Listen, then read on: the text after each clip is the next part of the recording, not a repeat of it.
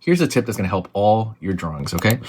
This is a very simple thing that I do to almost every single drawing that I currently work on, especially something like a dinosaur. And you can do this on all of your drawings, right? Go back to old stuff, and when you do this, it'll make it instantly better, okay? I love this technique. I think it's real simple. So before that, by the way, I want you to go over there and subscribe to the channel. I'm going to be posting almost every day, and I want to see your comment, okay? I want to see you talk to me, and I want to hear your suggestions, and I'm going to reply back every single time. So let's get started. So what is the difference between these two Triceratopses?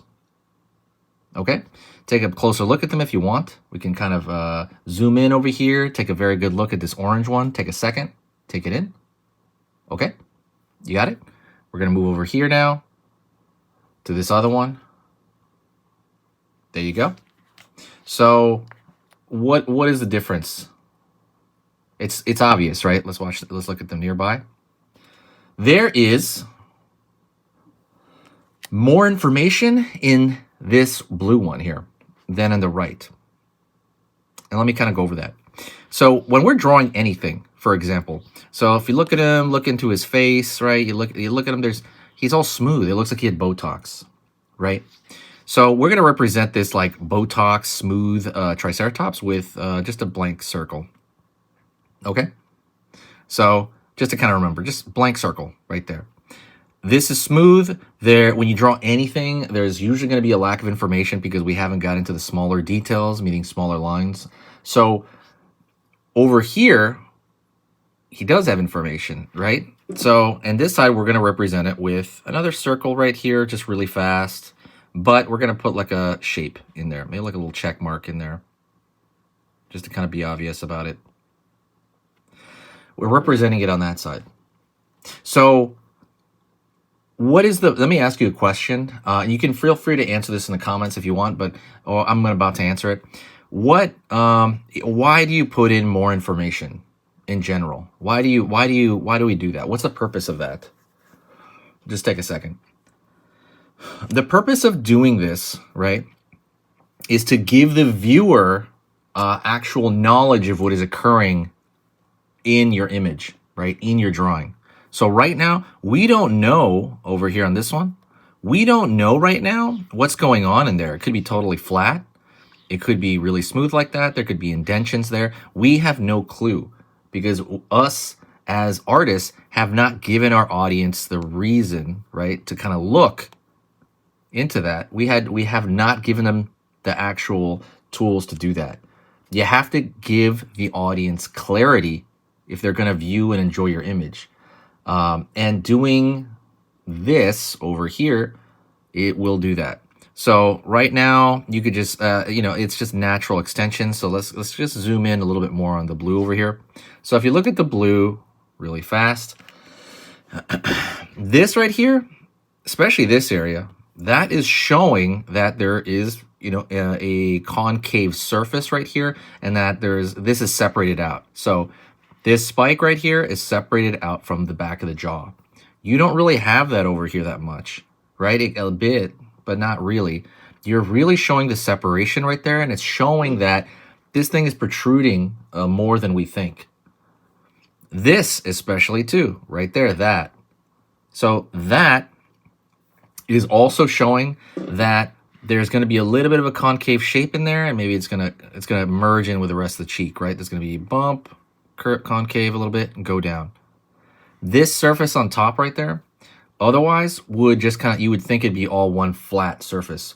You're leaving the audience guessing, and you don't really want to do that. So same thing goes for the nostrils, right? You know the nostril right here in this area. You know the nostril is hanging because you're throwing in just a little bit of a curve. How do you put these down? Okay, so right now, and same thing right here with the crow's feet around the eyes. So how do we put these down exactly? Right here's a dinosaur, okay? And a lot of it is knowing anatomy, but if we know certain things like right here, we know this can trail off a little bit, right? This is gonna have a direction and a flow. So kind of doing that, you can kind of extend it if you'd like. Obviously, a big part of that is the decision-making aspect as an artist, and that's a big part of it. If you just want to draw like right here, the nostril tends to hang. It kind of anchors that nostril when you do something like that. You draw a little bit of skin right there underneath. You can draw folds, so you know that the horn is being held by skin on this side. So you maybe draw some folds, some thin folds right there. It's going to crease. The skin is actually going to crease right there. So thinking about the skin and how it wraps over the object is going to be very, very important. And that's going to add to leading. And so, for example, you can right here, let's say on the crest, you know, it's going up that direction. You can draw these thin individual lines all over the place, right? A lot of this is going to be your telling of the story of like the creases and what's going on. You're giving the information to the viewer as well as following like what anatomy you think that dinosaurs had with their skin. But that's really important. Adding little lines like this also doesn't do a lot as far as detracting. As far as the negatives, there's very few negatives to doing this. Do you know why? The reason there's very few negatives to kind of throwing small details is because it's secondary lines. These lines will not stand out. This giant shape, this is a very giant shape. If you put that big dark space in the wrong area, it's going to has a potential to screw up the entire drawing, right? It's big, how do you say, gamble, right? Big gambling, big reward, but it's also a big negative if you do it wrong. These little thin lines, when you're kind of just putting them directionally around where the skin lies, there's very little that could go wrong. If it looks wrong, eventually you can kind of remove it. But if it looks terribly wrong, it's not going to be the worst thing because it is a secondary or tertiary detail, and it will not come back into play. It will not basically disrupt the entire image. So anyways, that is it. That's something I do in every single one of my drawings. It's a creature. I want to thank you very much. You're amazing. Please do me a huge favor. Share the video if you stayed this long. It's going to help the channel out. I am posting almost every single day. I want to post every single day as well, but I've been busy with a lot of other projects. I'm working on a comic book right now. Go check out the main website at sketchmonsterart.com. There's a lot of stuff on there. There's freebies to help you draw better. There's even a how to draw Godzilla PDF, completely free. Go pick that up.